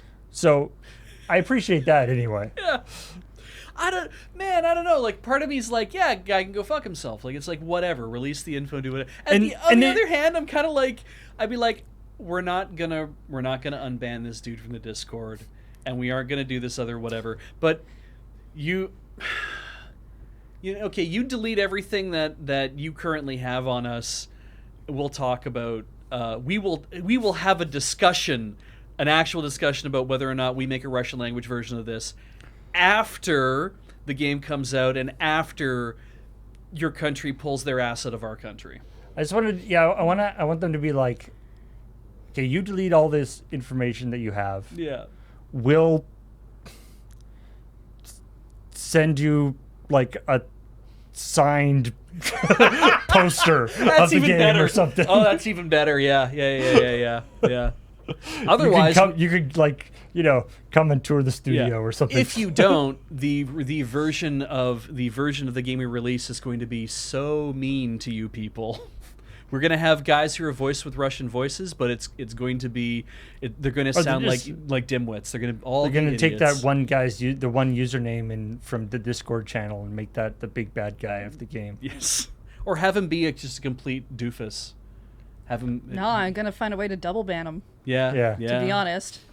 Anyway, they've said that's not we met. The other thing is, if you are a fan of this company and a fan of this game, and these things are released, the company has asked to not look at it and not spread it. Yeah. But they're not. They don't have a lot of sort of, obviously they don't have any legal recourse because this is illegal anyway. Yeah. They're not, but they're just like, this is a really crappy thing this person is doing. This stuff might come out. If it does, and you respect our game, don't look at it. Don't look at it. Yeah. Which I think is a pretty reasonable response. Me too. Yeah. That doesn't sound like there's any source code, proper assets. It sounds like it's development art, like those kind of things. Like it's a lot of like, this is us spinning up the front of the game. It's the kind of thing you kind of expect to see leaks of from a lot of major games, especially really close to. Yeah. Because part of that too is like, even if the game was finished and the dude got in there, it's like, I will release the finished game on the internet and then it will be out there for free and you won't make any money unless you meet all my demands. I'm sure they could come out and say, don't go download the version of this game because you'll probably get a virus anyway. But also, support the fact that we've been working hard on trying to make this. And I think people would be like, yeah, I think we're kind of on board with supporting you making the thing as opposed to stealing it by and large.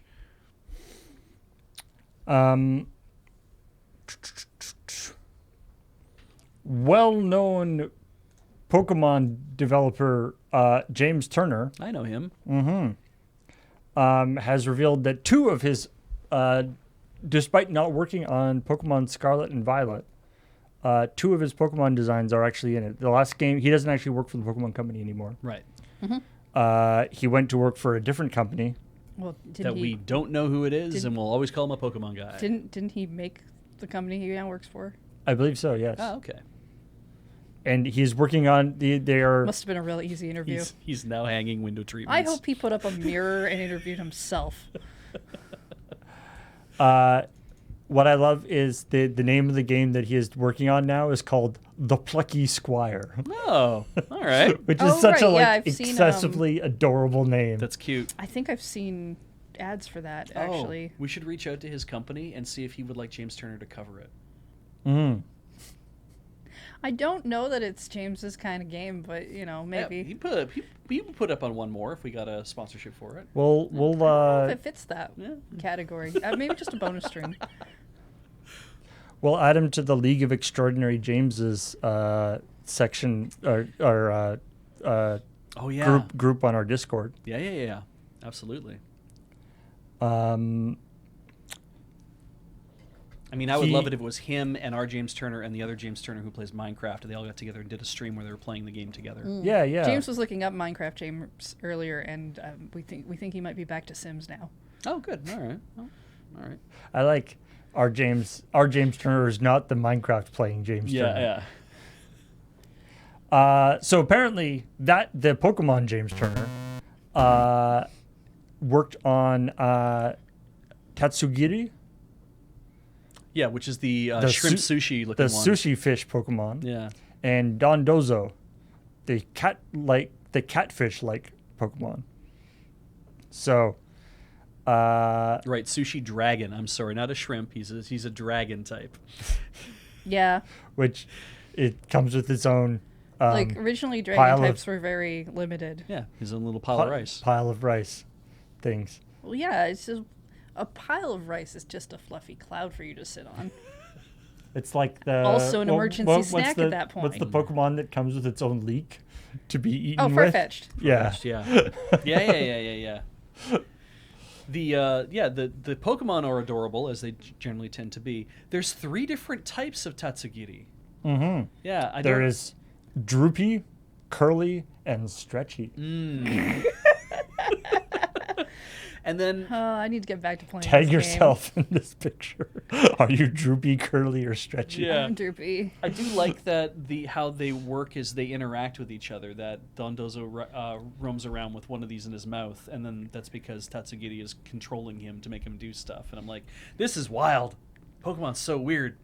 Oh, yeah. No, Pokemon's great because of how weird it can be. Yeah. And that's, again, like Hollow Knight, to find the real weirdness in Pokemon, it's almost kind of like deep diving for lore, right? Right. It's reading the Pokedex entries and being like, what do you mean you have small balloons that kidnap children, but Yeah. you send 10-year-olds out to catch them? And having to reread them year after year to find out what changed in the meantime. What did we learn I about think things? it's I think it's Moon and Sun where it was like did the are the devs sad? Yeah. because Are everything devs okay? because everything a bunch of the Pokedex entries were very like gloomy in tone. And if you're feeling gloomy in tone, check out Hearthstone. The Festival of Legends is the new expansion for Hearthstone, which is basically a big rock concert. Wait, isn't Hearthstone a card game? Yeah, but that's the theming around this new expansion is a rock concert, where they're adding a bunch of new character types like musicians. You have legendary songs. You have instruments. The different classes, because the way the Hearthstone works is the different decks are associated with different classes. Okay. So the Paladin deck favors disco. The warrior deck is represented by rock. Warlocks prefer classical. Of course they and do. shamans jazz. Okay. Yeah, no, that all makes perfect I sense like to it. me. I like it. Disco, really. Yeah. There's a new minion type who are soloists, who are better when they're alone on the battlefield. There's also harmonic spells. So they're really, I mean, what I love about Hearthstone is it really shows, it's one of the interesting things, and Magic has been doing it a little bit with the alchemy stuff, but, because Hearthstone has always been digital only, Right. they can do all sorts of totally bonkers things that that Magic has only dabbled in a little bit. Yeah. Because they can just be like, and if it doesn't work, we can nerf it Yeah, or change it. That's true. That's true. What character type listens to K-pop? Doesn't say. Where's the anime nerd who only listens to the openings and endings of anime songs? You think? Who's into the blues? Oh, the blues would be a good one. Mm. Anyway, I think that is all the stories I want to talk about. I have a phone call. Beach has a phone call, so he is leaving. And conveniently, just as the stories run out. Conveniently. Beach is gone. Oh, I forgot. I wanted to mention that if you pre-order Legend of Zelda in Japan on Amazon, you could get a fork and a spoon. It's only in Japan on Amazon. As far as I could tell. And I think one of them is actually for like the special edition. One of them might be for the regular edition. You have to order both editions to get a fork and a spoon? Maybe you get both of them if you get the special edition, and only one of them if you get the other one. I wasn't really sure on the entire tweet that I read about it, just that I thought it was funny because it's just silverware with the Legend of Zelda with the little like Triforce symbol bird wing thing at the end of it. There's nothing about it that if I showed it to you without that on there where you'd be like, oh, yes, that's definitely Zelda. Well, there is like, at least in the previous Zelda game, there was like all the cooking stuff, right? Like yes, cooking was big. But a whole line of Zelda cookware. Would be very cool. I'd be very into it. Yeah. I do want to point out that cooking in that game was he holds 5 items and then like plops it into a pot and then somehow food comes out, which is you don't delightful. You never see him like eating with a fork. You never see him eating with a fork. Or a spoon or no, he just kind of like shoves the food in his mouth in a cartoony fashion, which is also great. Like I like cooking in video games, especially when it's just like, oh, I gave you a brick of cheese and some milk, and then you gave me a cheesecake. Yeah. And the picture oddly looks like you took the cheese chunk and just threw some milk over it somehow. Spiritfarer is the best for that. It's anything plus this is paella. Right? In Breath of the Wild, when you put milk in the pot, the milk is in a glass bottle just boiling around in the pot with everything else. Like I love the cartooniness of it. I mean, is this spoiling the fact that in Tears of the Kingdom you're going to use a knife and fork or a spoon and a fork? Spoon and fork. Is that going to be the new innovation? What if that's the thing? What if there's a rhythm game for eating your food with a fork? You heard it here first. Forks in Tears of the Kingdom. Yeah, I mean, a lot of people ask why there's no knife, and I just assume that's because the Master Sword's not available. They'd have to give you a broken knife. Wait, the Master Sword isn't in the Tears of the Kingdom? It's very broken. But it's the Master Sword. Yeah? And it's broken. But the theorizing is that you might have to make it whole again. But it's definitely like, in some of those trailers, it's definitely like half melted, broken looking. Like something bad happens to that. An RPG with a broken sword, everybody knows that the sword cannot be repaired in any way in an RPG with a broken sword. And with a broken sword. That never happens. Is that why Cloud's sword just kind of cuts off? Yeah, it was supposed to be like 3 feet longer. Yeah. Huh. You notice how it's like way wider than it should be in relation to its... Yeah. Yeah, it's because it's supposed to be. Yeah, maybe you switch out the Master Sword for a Master Fork. A Master Spoon. Maybe the fork and the spoon will actually be incredibly relevant I mean, if you have a Piece spoon, of a spoon is just a food shovel, which means maybe they're shoveling in the game. Digging. Digging. That's true. Digging could be a thing. There's shovels in other Zelda games. That's true. I think. I'm pretty sure. Yeah. So- Digging is a Digging could be a big mini game thing. fun thing. Or maybe you get put in prison and you have to like dig a tunnel with a spoon and get out. I think the only I haven't actually played every Zelda game. I know Ocarina of Time has that kind of like you walk into the Gerudo village and they throw you in jail, and then you have to escape. Right. Yeah. Portion. Anyway. I like pre-order stuff. I like weird pre-order stuff is really interesting. And like weirdly specific pre-order stuff. Like, Yeah. why do they get the knife and fork, or why do they get the spoon and the fork?